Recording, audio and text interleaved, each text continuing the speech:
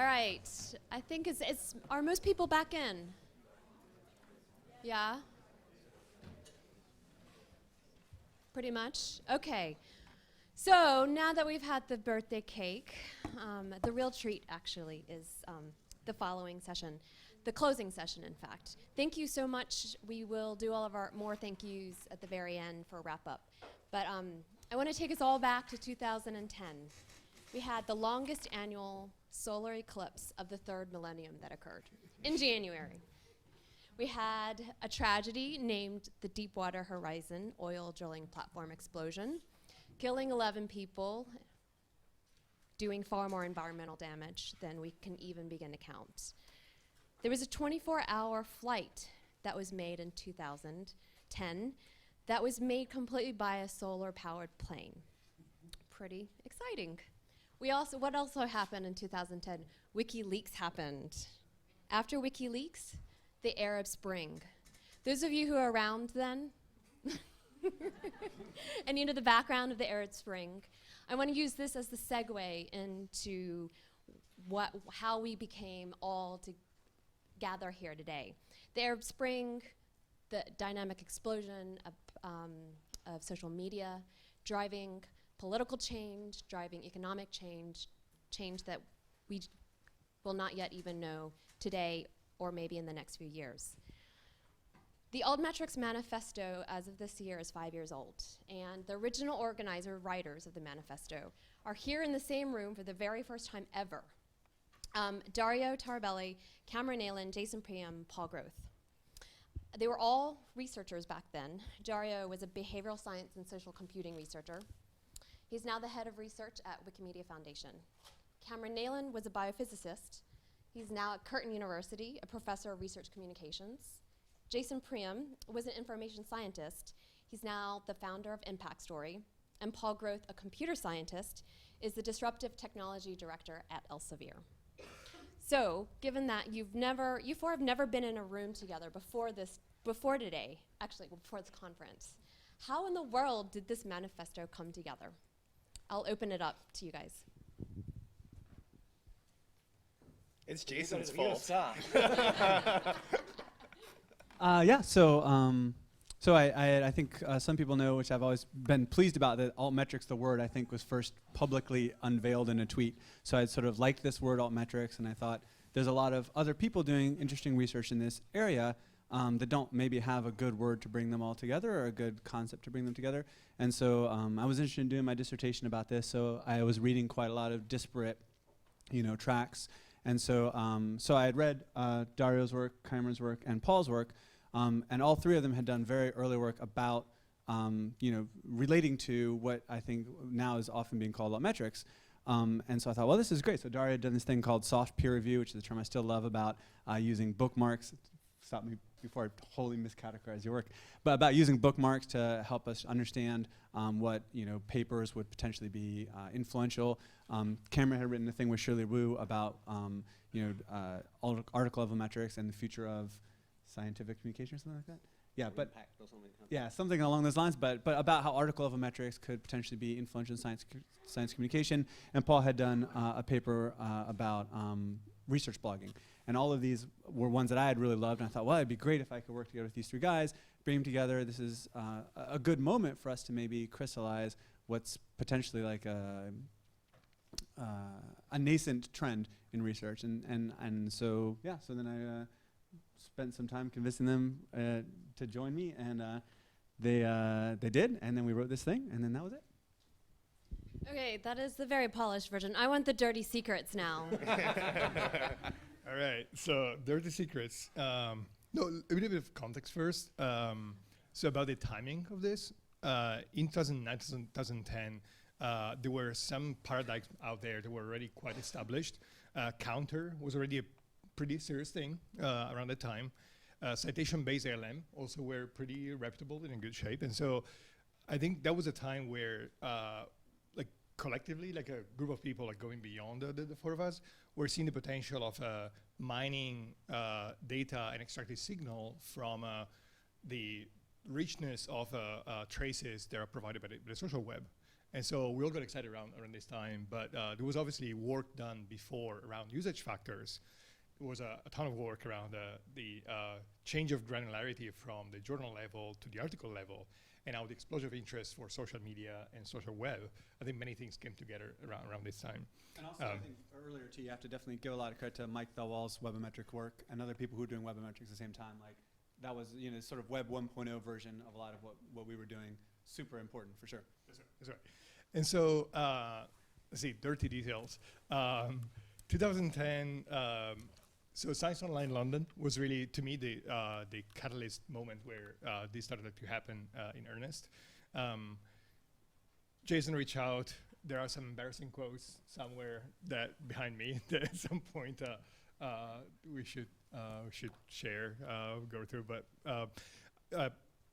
I think really what happened is that there was like this sense of like excitement around that time, and it was not quite clear yet what this should look like. And I think like looking back at these quotes, it's almost hilarious to realize that we didn't know whether this thing should be a manifesto or an organization or a movement or just a hashtag or maybe a new field. It was really unclear what this thing should be, what shape it should take. At some point, we were considering adding a petition plugin to the manifesto, so we could like all collectively try and take down impact factors. And fortunately, that thing didn't happen. And yeah, I'm thinking of other dirty details. I'm sure I'll figure out a bunch of embarrassing things in a moment. Cameron. We've got our own microphone. Well, I really shouldn't be sort of before Paul, because you see from these emails, if you look closely, you'll notice my name isn't on them. So the real dirty secret is that I'd come across this really over-enthusiastic young PhD student who I think you'd written this piece in First Monday, which was actually really one of the really nice early statements of laying out what was there and how it might work and what was going on. And I can't remember the details. You guys are going to have to fill me in on this. But basically, fairly late in the process of drafting this thing, came along to me. I knew Paul from somewhere. Can't quite remember exactly where we first met at this point. And I'd met Dario at Science Online earlier that year. So I came in quite late and thinking, okay, so it's one of these things on the web. I guess maybe it's helpful to have my name on it. I don't really know. I'm not really sure it's going to go anywhere. These things really never do. But it's enthusiastic about these things and try and be helpful. So the real dirty secret is I'm basically an honorary author on this. My only contribution was in fact to suggest toning down the language about how bad impact factors were. Which in retrospect is kind of amusing. But yeah, that was... Let's see, so I'm going to be a little bit sappy for a second because I don't get a chance to be sappy very often.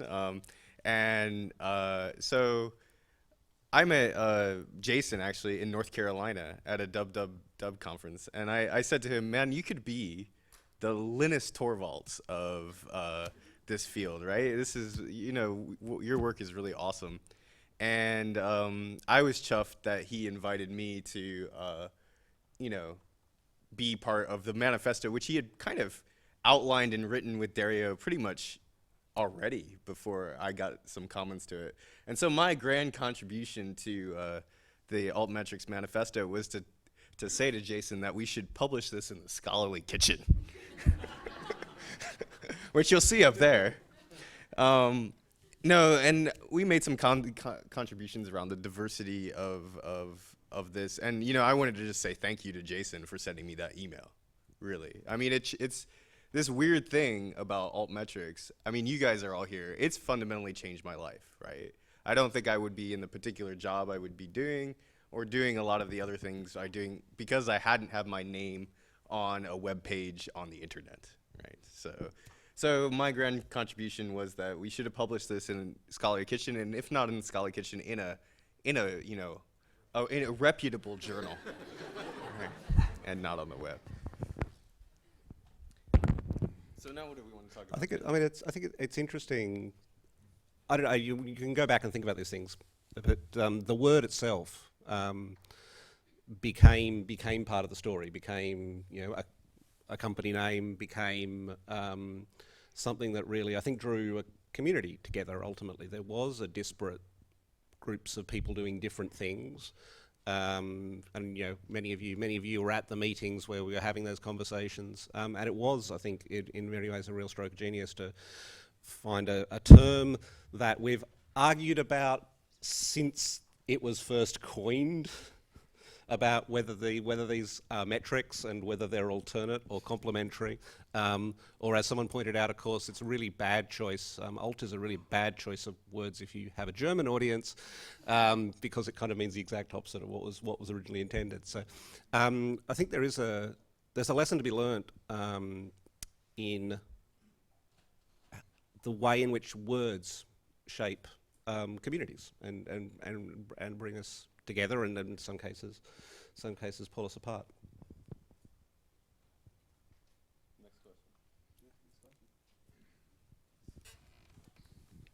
Speaking of words,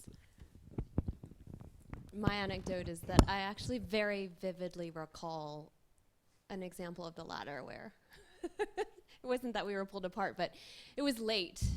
We had a lot of drinks in us. It was Raleigh, North Carolina, Science Online, deep in the middle of winter, January sometime. I think it was 2012. Dario, actually, this is like the 2011, 2012, and we were in fact positioned in this way, where Jason was in the middle mediating a heated debate that was just getting escalated between Dario and I about the word altmetrics. And so to give you the full picture, I want to think of a timeline of the Altmetrics Manifesto, because you may not realize the impact of that conversation that Jennifer spearheaded. So 2010 was the year of these conversations and the manifesto. Nothing really happened around the time, other than like a lot of like hacking and people getting together. By 2011, early 2011, there were 7 citations to the manifesto, followed by a fierce debate about the hyphenation of the word, which culminated at that session in North Carolina. And right after that, and right after basically Jen advocating for the removal of the hyphen, or I don't know, at some point we're like, just remove the entire alt and just call it metrics.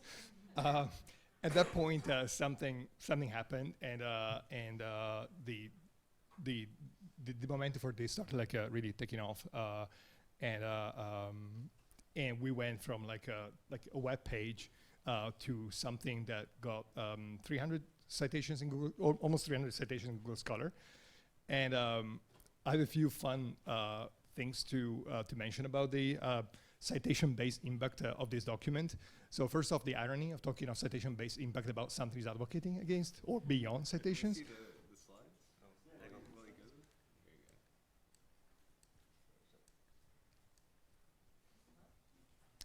There you go. Yeah, so nearly 300 Google Scholar citations.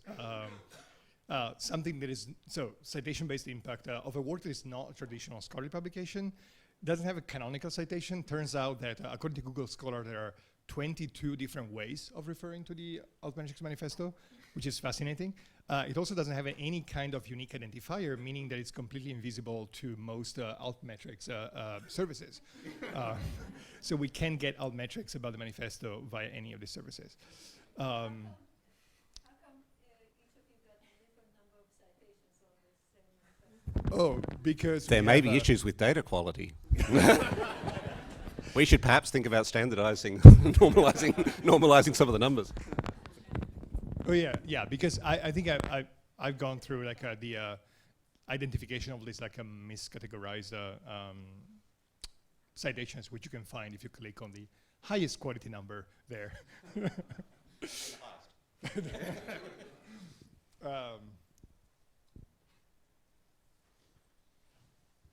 Well, this does bring up one of the questions that I would like to pose to you guys is, we have about over 100, maybe 150, maybe 180 people in this room.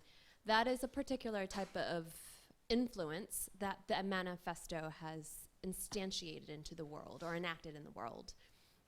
What are other things? What do you think is the reach and influence of the Altmetrics Manifesto to date?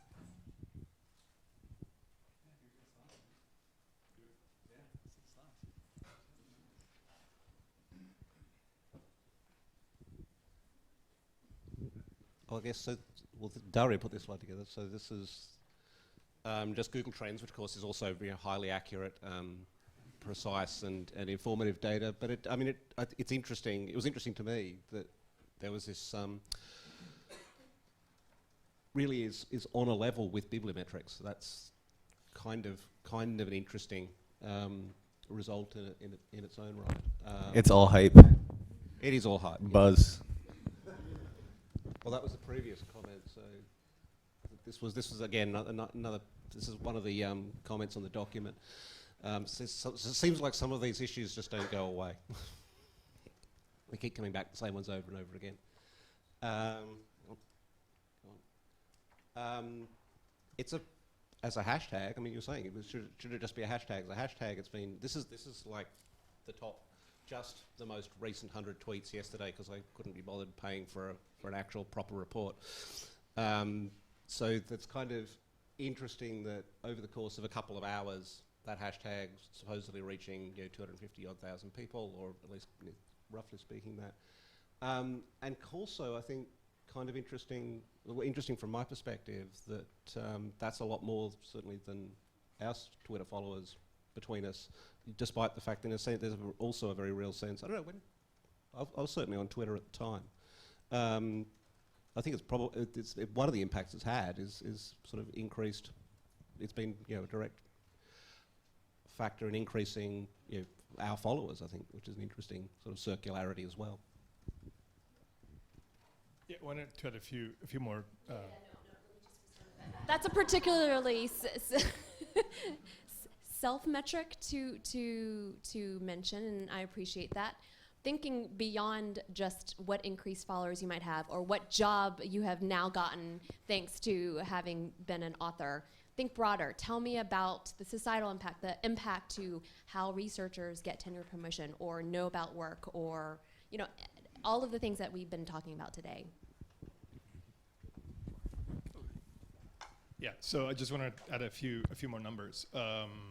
So we've seen over the last 5 years quite a lot of small grants issued by the NSF and Sloan primarily. And it was really for seeding like preliminary initiatives like Impact Story, for example.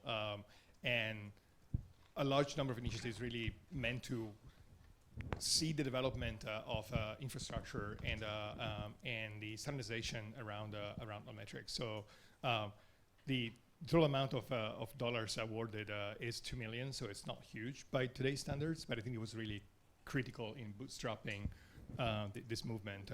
And the first technology developments around Altmetrics. We saw also several companies founded, and many of which later acquired by big publishing corporations. We have Altmetrics services adopted by the vast majority of major publishers, which I think, thanks to provide people develop this large-scale services. It's all your fault, Ewan. Altmetrics is something that's now visible almost everywhere, and that's to me pretty insane and fantastic. And we also had 4 research workshops that were co-organized over time to try and get the ball rolling on actually understanding what we're trying to measure and understanding what are the questions we're trying to address. There's a dedicated series in the Public Library of Science, a +1 journal. And we had also new initiatives that now are starting to get traction around dataset level and research code level tracking of impact. So I think that this combined with coverage in the Scholarly Kitchen is among the the first the first kinds of broader achievements that I think we collectively achieved since the publication of the manifesto. Jason, have a go. Well, yeah, I would just add, and there's a couple people here, from the Scientometrics community, and so I think, to me, one of the things I'm most excited about Altmetrics is how much attention the topic has gotten from folks who were doing traditional bibliometrics before, or folks who are doing sort of webometrics work. But one way or another, a lot of people who have a tremendous amount of expertise in this sort of thing, right? Counting indicators to help us have a better understanding of scientific impact. To me, that's extremely exciting. If you look at sort of, I think a couple of people have shown the literature, the scholarly literature, particularly in the field of scientometrics, looking at altmetrics versus looking at a thing has been a real explosion there. And to the point where people have been talking about, scientometrics is perhaps at the brink of a scientific revolution, right? Where like this sort of Kuhnian revolution where you do normal science, normal science, normal science, and all of a sudden something changes and everything that you were doing before kind of gets thrown out. You start looking at things a different way. So I think in lots of ways that would be a really good thing for the field of scientometrics. I think new data sources could really enliven the field, and I think some scientometricians have seen it the same way. So to me, that's a really, really meaningful impact because there's many, many decades of expertise in this field, and applying that to some of these data sources, expertise that I don't have, expertise that a lot of the folks in the commercial sector don't have. To me, that's a really exciting thing that's changed in the last 5 years, and I'm really excited tomorrow to see a lot of that academic research shown as well. I think the real mark of success is that we're seeing this misused in tenure and promotion. So we've gone from something that was regarded as something to ignore to something that people feel like they can't ignore and get annoyed about, which is I think the way most research assessment works, to be honest. But I think there's a couple of things. I think it has, not the manifesto itself necessarily, but the movement, the community people around it, have shifted the conversation a long way. I mean, we've got to the point where people are embarrassed to admit they use impact factors in various evaluation processes. We've reached the point where people ask questions about other forms of output, other forms of research outputs, and NSF changing its biosketch and various things like that. I don't think none of these are things that we can take credit for, but I think there was part of the process of what's been a really substantial shift. It can be really hard, and I've really experienced this in the open access world as well. It's very hard when you're in the middle of a big change to have any sense of progress, and you've really got to force yourself to look back and really think hard about what the state of the world was. And 5 years ago there were no services. There were a few people building things on some new data sets. There's this exciting new thing called Twitter. And now actually some of the richest information for supporting evaluations and case studies is coming from that kind of rich interactions that the research community is having, not just internally, but with the wider world as well. I think there's been a change for the Yeah, I think it's a great point, Cameron. And for me, this has always been, it's always been a movement to really fundamentally change the way research works. I hope we get a chance to talk about it a little bit more later, because the manifesto, we were talking earlier, a lot of the discussion around this lately has been around, for the last 5 years, a lot of discussion has been around evaluation, like how do we use this to evaluate people. But if you look at the text of the manifesto, which I recently did because I wanted to remember what we had written, it's about, it starts by saying we can't read everything. It's about filters, about filter failure, right? People haven't applied that angle, people haven't looked at that angle nearly as much. Am I getting into the wrong topic? All right, so we'll talk about that later. Paul, eager to hear your thoughts. Oh, I think it's been pretty well said. I think probably the biggest thing is this notion of community that having this name helped do, right? So you, right, are an outcome of having a name, right? It's not, we didn't do anything, but we helped you, have a label that people can gather around. And that's meant that lots of people have met lots of other people and moved the field forward. And, it's kind of, if you go around and you say, I had an interesting discussion with somebody from NYU, and they said, oh, we started this new data science center, right? And they emailed me, and I'm like, I don't really know what I'm talking about, but they emailed me and asked, hey, I need to measure how well we're doing. We're really new. Can this Altmetrics thing help me do this measurement? And that kind of question, 5 years ago, they wouldn't be emailing me, first of all, but they wouldn't be asking that question, right? They would be doing something else. And I think that's really one of the ramifications of having a good name that people use. Any other thoughts on that? Okay, so I have another question. I'm glad Jason reread the manifesto. Cameron, can you put it up? Is that the? There we go. No. Yeah. These words came out of a specific moment in time, 2010, right? And there was a particular context surrounding that moment, a particular set of motivations, intentions. If you, set of 4, were to rewrite it today, version 2.0 release, what changes would you make?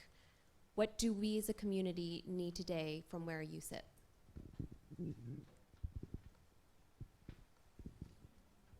So I said I was looking for, before we started this thing, I was really looking for Jason to have like a decoupled journal rant. And I'm waiting for it, man. Step it up. Yeah, no, I think that we haven't gone nearly far enough in this. I mean, on the one hand, I'm amazed to see there's this many people in the room all talking about metrics. That like blows my mind. I think it's so exciting. I think everyone here gets so much credit for the work that everyone's done to advance this community. It's really, really great. But on the other hand, I feel like we really haven't seen this sort of. I would love to see our conversations about this be more expansive and talk more about the way that Altmetrics could fundamentally change the way the entire research enterprise is done. And I think to me, that was always the most exciting thing about it. It wasn't about, hey, you're not going to get enough tenure because you didn't get tweeted enough times, right? It's a managerial, right? It's just like, Stacy talks a lot about neoliberalism, Taylorization. I think that's a danger that can come with something like Altmetrics. It can be a tool to sort of say, oh, if you quantify everything, then we can, make all these little tick boxes. That's not making people's lives better necessarily. I think the thing that can make people's lives better is saying, what's the fundamental problem that we're up against? We're up against a problem of filter failure. The peer review system doesn't work, it doesn't work quickly enough, and it's not reliable. We need a better way to do things. When we have this much research, and not only are people publishing more papers, but they're publishing code, but they're publishing data, but they're publishing blog posts, all these things. The filters that we had from the 1950s, when peer review started becoming really popular, are not up to that task. And so for me, what I'm really excited about is when we can start applying Altmetrics as a filter. So I'm really excited about things like, for instance, what they built in the hack day on Tuesday, on Tuesday, where I can get recommendations of articles to read from the Twitter feed of people I follow. Right? That's the ultimate peer review to me. It's not two anonymous people that got picked somewhere that I don't know, I might disagree with, I might have theoretical perspectives that I don't share with them. It's rather me saying, look, of the people that I trust, are they saying this is good quality? Of the people that Paul trusts, he wants to read things that they say are good quality, right? That kind of person-centered peer review based on activity that's already happening in existing networks, that's the potential of Altmetrics to me. So I think the stuff that we're doing is great, but I would love to see things that are a lot more profoundly disruptive happen in Altmetrics. I think they're harder, for sure. Right, so for instance, if we wanted to try and do peer review of tweets, there would be no way we could just count the number of tweets, right? That's insane because there's a bunch of auto tweets and a bunch of people don't know what they're talking about. We need to start looking at the concept of identity. And I think that's come up a couple times over the last 2 days, people talking about, well, it's not just about numerical correlations. But I think what people haven't emphasized quite enough maybe is not so much that it's not about correlations, but what is it about? What is it about is the network. I always use the example of in the early days of the web, we had this same filtering problem, right? All of a sudden there's like web page after web page after web page. Like CERN kept a list of the web pages in the early days of the web. I was like, hey, here's the web pages. There's like 100 of them. Go check them out. You'll love them. You'll love the web, right? But all of a sudden, as you see exponential growth in the amount of information, that filter gets swamped. That filter gets destroyed, right? So then you tried, then we had things that were sort of like manual peer review, right? You had like the Yahoo search directories where they had experts go through and say, oh man, this is a good website, but this isn't so good, right? And now you look back and say, oh, bless their hearts. Like that was really nice of them. Like I'm from the South. That's what you say when you really want to insult somebody. Like, oh, bless your heart. So it's like, bless ours, they're trying, but there's no way that was possibly going to scale. And that's the stage we are right now in scholarly communication. We're trying to hire a bunch of experts, or in the case of peer review, don't hire them, just ask them to, right? Take a bunch of their valuable time and tell us what's good and what's not good. And that doesn't scale with the web. It doesn't scale with the amount of information that we have. So what was the next stage in the web? In the web, the next stage was, let's look at the properties of the network itself. Let's look at that topology. There's tremendous amounts of wisdom and data encoded just in the network. And you can't get that by counting. You can't count the number of links to a page, right? Because something has 1,000 garbage links, another thing has one link from the Smithsonian Institution or whatever, that's legit, right? So the properties of the network are what matter. And that's what I'm surprised hasn't happened as much in Altmetrics in the last 5 years. I mean, I'm not blaming it, but I haven't done it either. It's hard, right? Like it's hard, you have to get a bunch of data for it. But I think the work that we saw presented today about Mendeley is at least a step in that direction, which is good. But really looking hard at the network properties of the data sources that we're looking at, that could give us these really next generation filters, because we could start to say, these are credible sources, right? We're talking about credibility, not just about buzz, right? Because the buzz is interesting, but eventually what we want is credibility, and we want, like I said, this sort of actual knowledge that's encoded in networks. I'm really excited about that for the future. Yeah. What can I say? What can I say next? So to expand on that, I think that there's you're touching on a theme which I also feel is one of the directions. Like going back, if I could rewrite the manifesto, would probably give more weight to this issue of understanding basically the context in which the conversation that Altmetrics is capturing, the context in which this conversation happened. Right now we have this explosion of data, and sure we can count everything. That's not necessarily the point of what we were trying to do with Altmetrics. I feel this is a notion that Richard Feynman talked about of cargo cult science, where there's this excitement about new scientific ideas, and then a whole community gets a lot of traction around applying and reapplying this idea. I think we need to sort of go back to the original problem of defining the hard research questions we're trying to address with this data, and sort of slow down on the excitement around the counting, the ability of just measuring and thinking exactly what we're trying to measure, and thinking how we can use this for discovery. And this kind of usage is going to be very different than the usage of these measurements for evaluation. And it feels like they are expanding on the notion of better understanding the network properties of Altmetrics. I think there are some other themes that are sort of hinted at in the manifesto, which haven't seen much development. One is the idea of tracking and understanding reuse. Right now, people mostly associate Altmetrics with mentions on social media. Many of us were, I guess, investing into the notion of Altmetrics as a driver of openly reusable science. Like the idea that there are artifacts that are produced, that are open licensed, that are open accessible, and then we can sort of use Altmetrics to basically tell the story of how these artifacts become generative and can produce more science and more research, but virtue of the fact of being open. And I think that specific area that Cameron has written beautifully about in the first, I guess, Altmetrics workshop, hasn't been expanded as much as I wanted. So if I were to go back, I would probably insist more on that aspect. And the second one is really understanding the sentiment and the context around these mentions.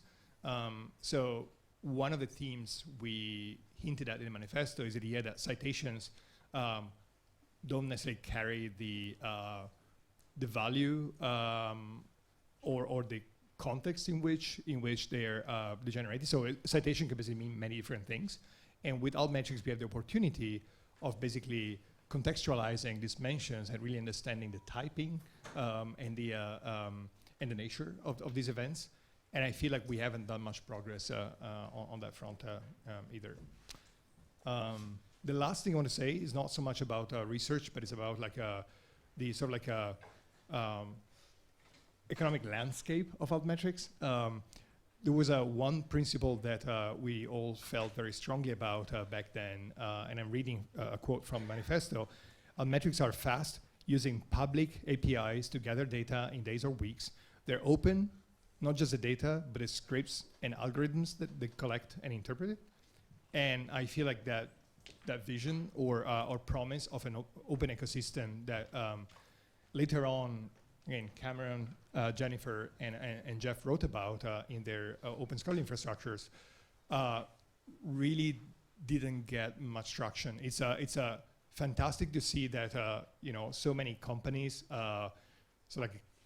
mushroomed and got acquired and got basically the word out about Altmetrics.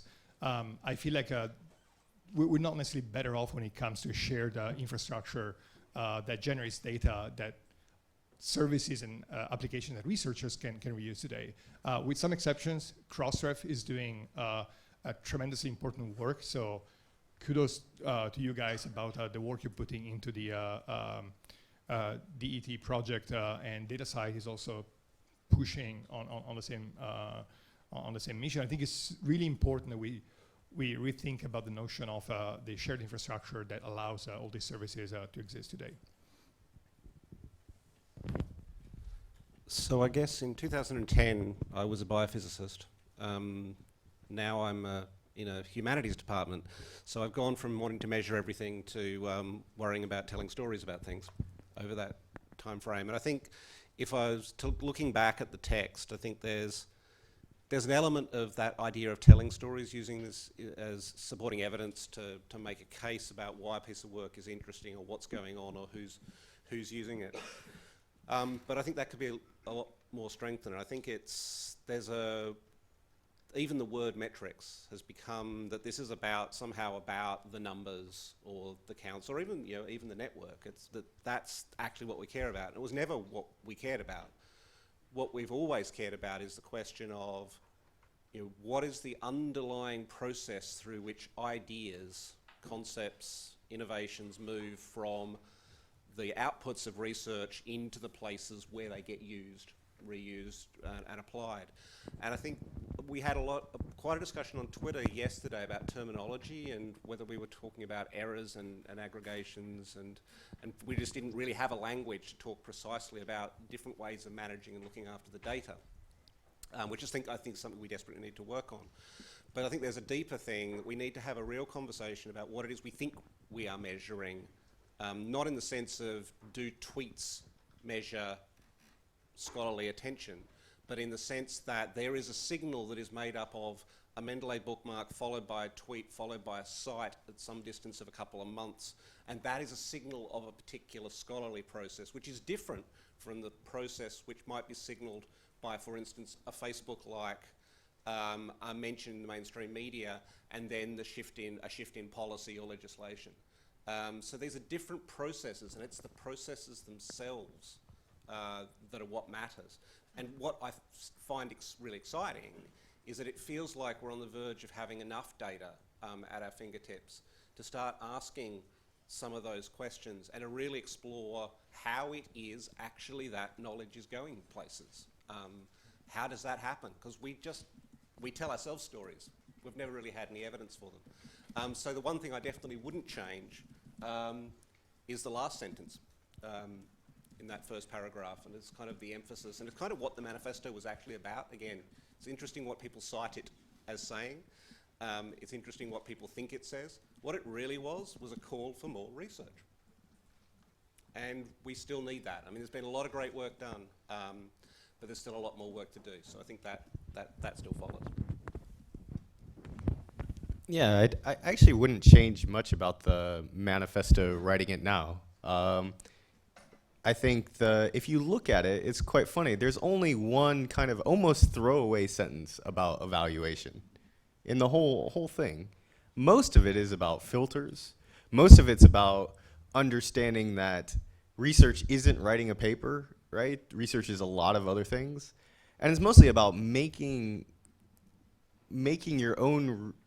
people's research faster, better, right? Improving that entire research process. And so maybe that would be a change I would have, and I would strike the whole evaluation thing out of the paper and really make it about, can we use these new kinds of measures to, in fact, improve how we do science, right? And I really got into the whole altmetrics business.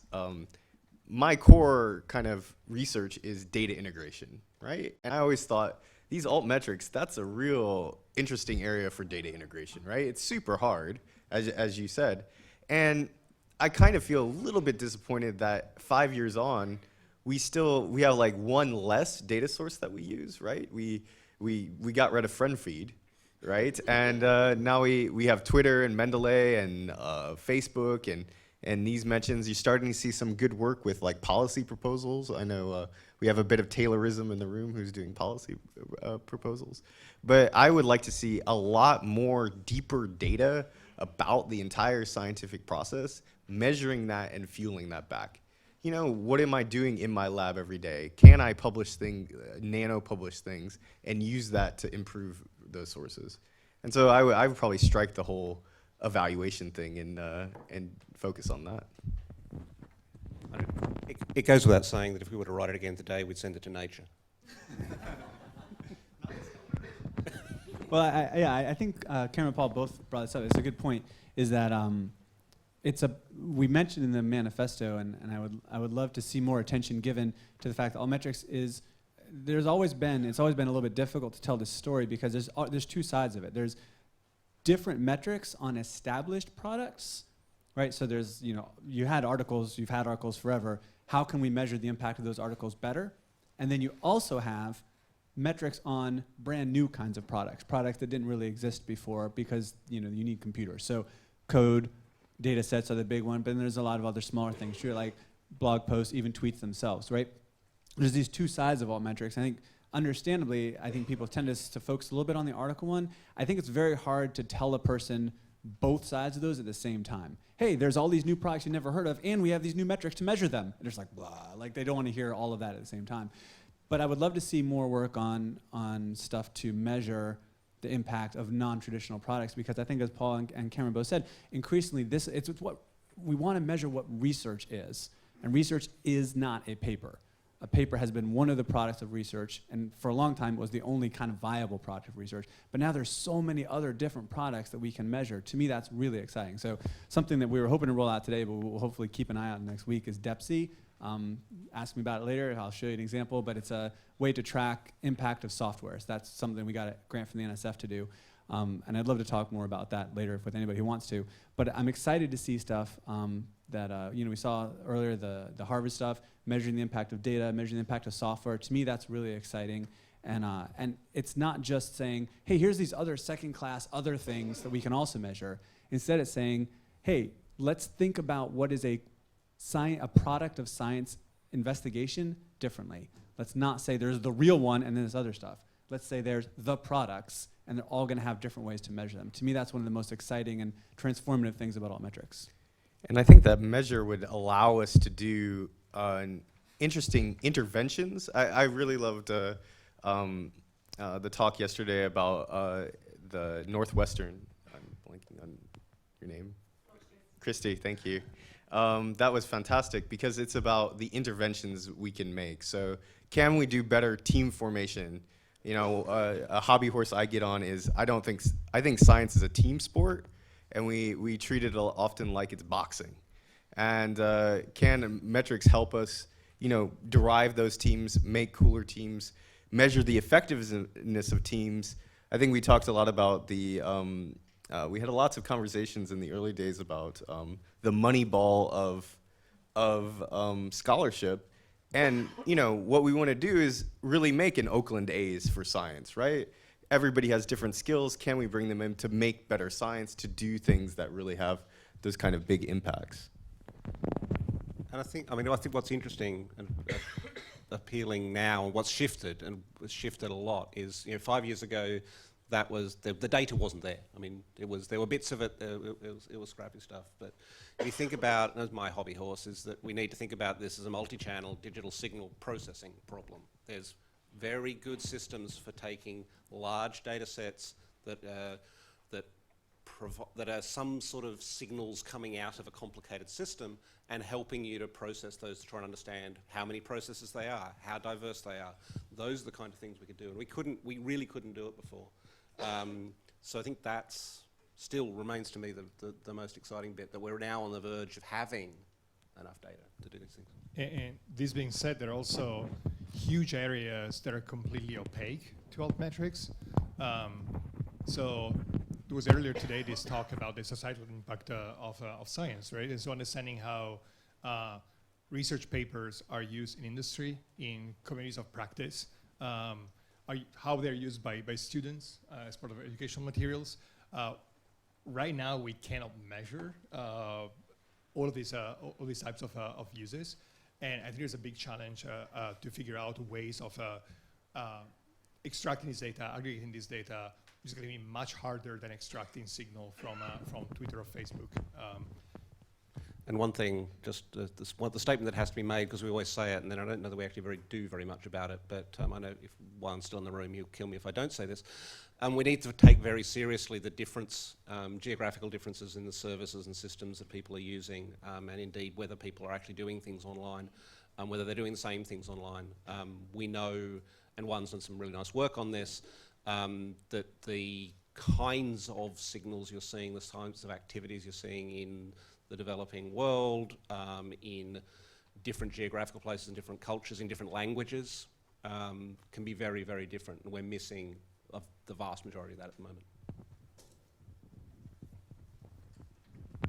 So one thing I'd hate to have Altmetrics end up be like is, I don't want Jason to become Eugene Garfield, right? So I don't want, I would hate that, something that was designed to be about filters to help librarians do their job becomes a mechanism to necessarily rank as a thing. I think metrics are great if we use them for the purposes that we want, and I think that's emphasized in the Altmetrics Manifesto, but maybe adding another sentence, kind of bashing the impact factor a little bit more, and then emphasizing what it's really about.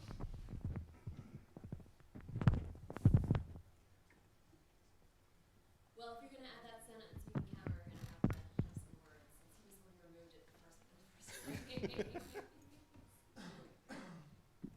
It's actually version controlled, so we can have a version 0.2 if we want to.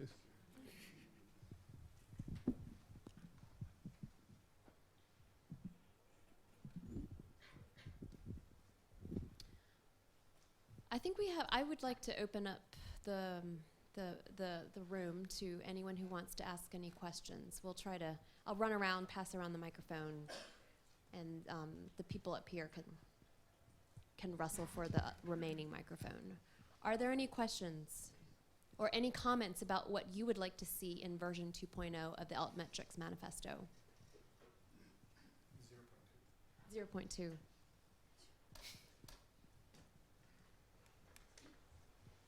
They're all like down from the cake, right?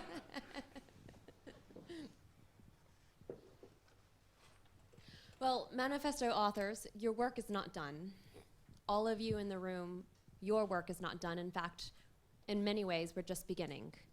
I'm always struck by the energy, the fierce intelligence, and the ruthless determination in pursuit of what you think really matters from you for in every single one of my conversations. And I want to thank you personally.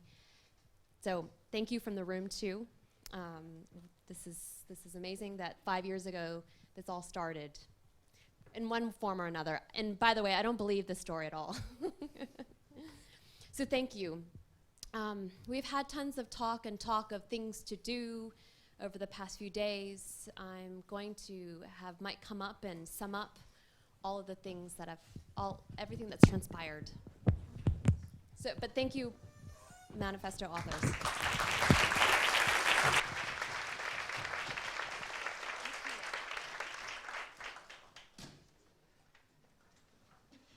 First of all, I'm not really going to sum it up. I'm going to take a more light-hearted approach to what we've been talking about over the last couple of days. When my slides appear at some stage, they're there, definitely there. Yeah, it's that one there. I think it's worthwhile going back and thinking about why we started with this conference, because, you know, as we've just been hearing, we started off this idea, hey, the slides, the animation not going to work? Oh, okay.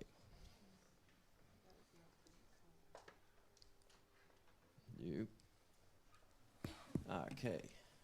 Okay, so the animation isn't going to work, which is a bit of a shame, but there we go. So we came up, the people who organized this conference came up with this idea because there were already 2 other altmetric events that were ongoing. There was the PLOS article level metrics workshop, which was happening in November and December of the year. And there was the more academically focused, more bibliometric inclined event that had happened, I think, 2 or 3 times. And we really felt that we needed to create an event that was more about the practitioner community, the people who were going to be using metrics, using altmetrics. I'm not going to say that altmetrics is metrics for the people, but it's a lot closer to being an accessible, usable, repeatable form of metrics than that which has been produced from the bibliometric community. And this is why we felt the need to support the development of this community. And it's been really great, because I came into the door yesterday morning and I was surrounded by people saying, well, where's going to be the next 3 a.m. conference? Where's going to be 4 a.m. conference? And there were people suggesting countries to me and venues, and no doubt other people were having many other conversations. And for me, you know, it was you know, a little bit like holding a party, because we talk about this being a life-changing event for Paul and for other people. For me also, I had nothing to do with metrics until I heard about altmetrics about 4 years, 9 months ago.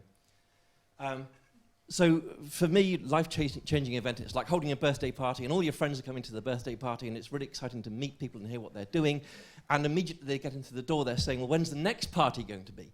I don't think it ever is going to get better than that. I find it a really exciting, really vibrant, enthusiastic, energizing community. But what I don't want to do is for this community to get trapped into a cycle of talking to itself. We have to expand.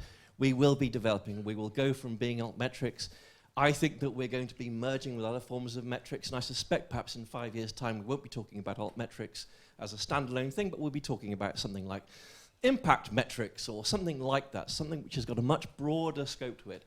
But I don't want us to forget that this is a very accessible kind of metric that we're talking about. We mustn't lose contact with that. I don't want us to become inward focusing.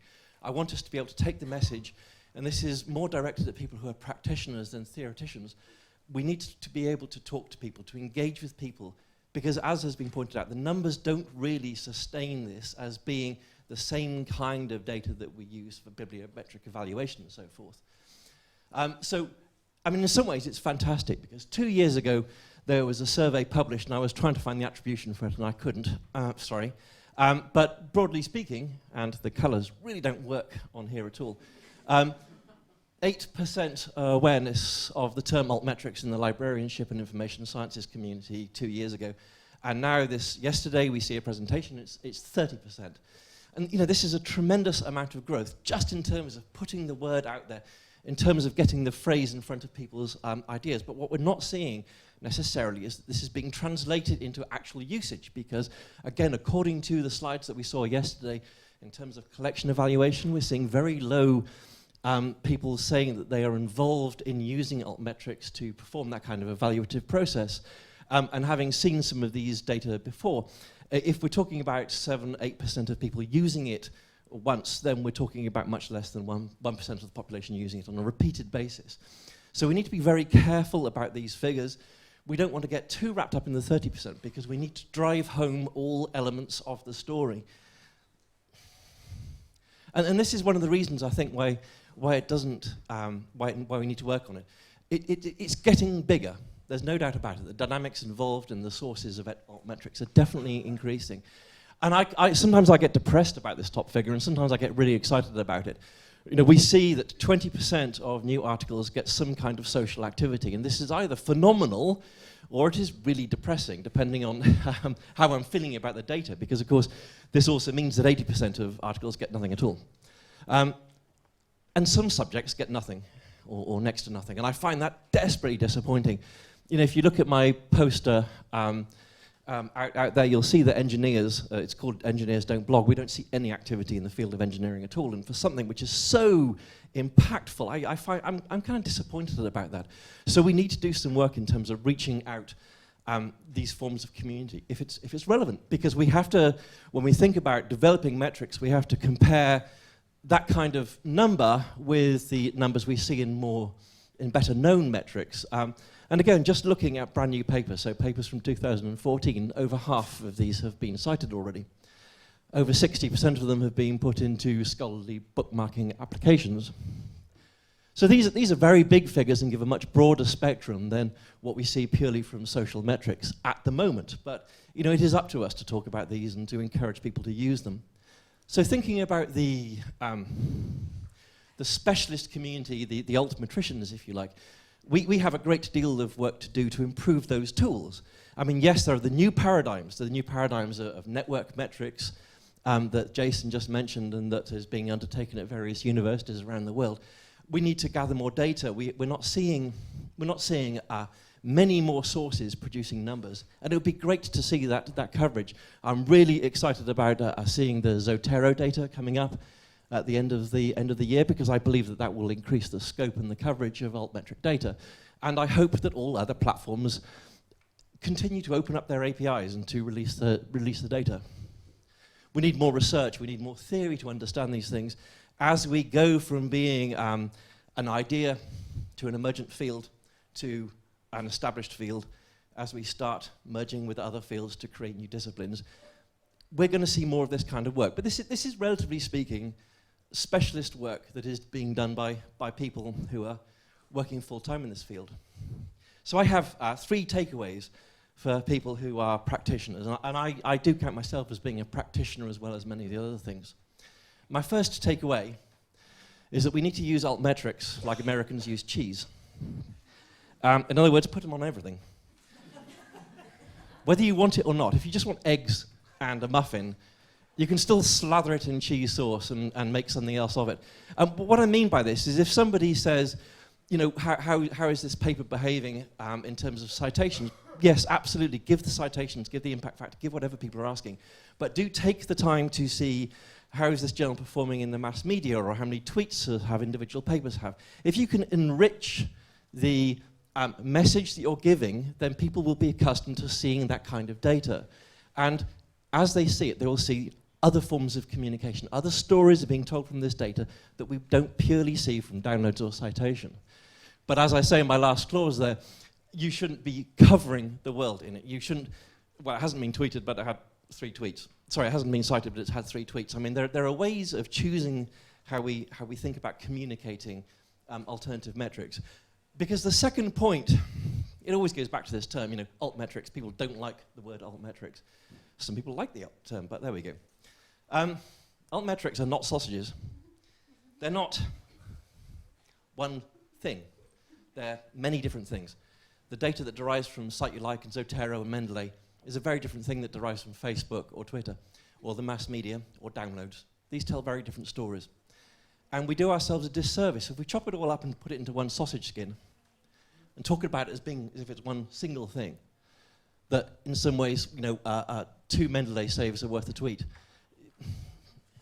It's so easy to criticize that people won't be able to see the message that's going on in the background. So we can talk about the sources, because unlike sausages, where you know we're basically hiding stuff that you wouldn't eat otherwise inside a sausage skin, however delicious it is, it's the other way around, right? The stuff that goes into altmetrics is brilliant. It's fantastic. There are so many people doing it. It represents so many different opinions. It's not one person in their room tweeting 1,000 times. It's a really rich thing. So we can talk about the sources, and we should be proud to talk about the sources and where the data comes from. We need to pick the subject that we talk about. So somebody who is very conservative, who is used to only seeing citations and impact factor, then, you know, talk about the scholarly bookmarks rather than talking about Twitter. If you're talking about people who are working with the general public to spread the ideas of research than talk about Facebook or Twitter. We need to pick our battles when we talk about altmetrics. My third takeaway point is that altmetrics probably goes really well with beer. I mean, I kind of know this, right? But Simon Singh, for me, really nailed it, because he was talking about how to communicate successfully for much less money, how to just talk about things. And altmetrics are great because they tell a really good story. They give us an insight into research and communication that we wouldn't get in other ways. It may not be so brilliant from a quantitative basis yet. It's very useful on a qualitative basis. So we shouldn't be scared of the stories, and we shouldn't be scared of talking about them and reporting about them and hosting events. The community, the Altmetrics community, is one that really likes talking. You may have noticed. Invite people to come and do seminars or to do little presentations. There are companies out there who want to support you. There are applications out there that are free. Go away, come back in a year's time to wherever we're doing it, and let's see if we can double the numbers, because I really want more people to be talking about it and thinking about it. But I don't want you to drag anybody in who is happier being in the lab. For me, that was one of the really strong takeaways from Simon's talk. So thank you.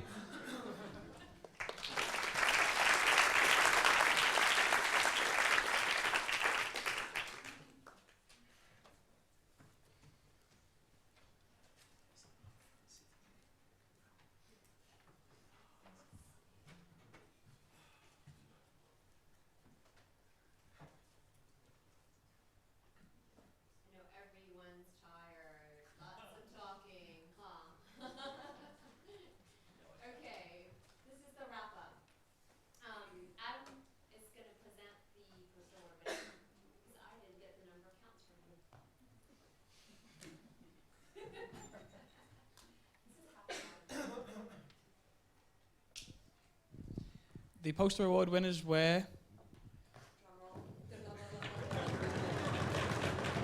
Jerome Bosman and Bianca Kramer with 39 dots. Which was an impressive win because the second place had 25 dots. So someone note that down. That's true. But congratulations to everyone who shared a poster. We really thank you. And we hope there will be many more next time. Just to wrap up, 2 a.m. site, we will post the slides and the recordings very, very soon. They will be there. Please circulate them to those who were not able to attend. You can relive every single second of this yourself if you watch them again once they're up. So the work ahead, there have been quite a number of hashtag 2 a.m. to-dos that have been logged. Thank you everyone for those who pitched in. I'm sure that many more ideas may come up. We have storified all of them. Feel free to, and this will get posted on the website link and so forth, but we'll continue to update the Storify. So please, we do feel that this is an important documentation guide and perhaps roadmap, if anyone is up for it, to go out and build, whether you are a technology vendor, you're a librarian, you're a researcher, etc. 3 a.m. All right, we're gonna do this exercise as the very last thing we do, which is everybody on the count of 3, shout out where you want 3 a.m. to be held. 1, 2, 3. All right, we're going to do it. It will be somewhere. Please keep, and we'll circulate word of those details at some point. So thank you, everyone. I want one last thing. I want to say a huge thank you to Kat Williams. Please stand up.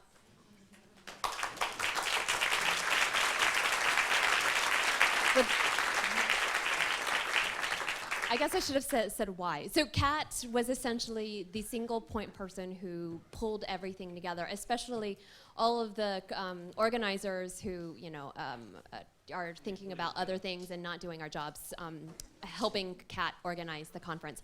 Also, a special thank you to Martine for being the point person, the go-to person who pulled together all the logistics for the venue. It's a lot of work. Thank you, Martine. Where are you? Stand up. Yep. All right, safe travels, everyone, and go on, get to work. We have lots of work to do. Bye-bye.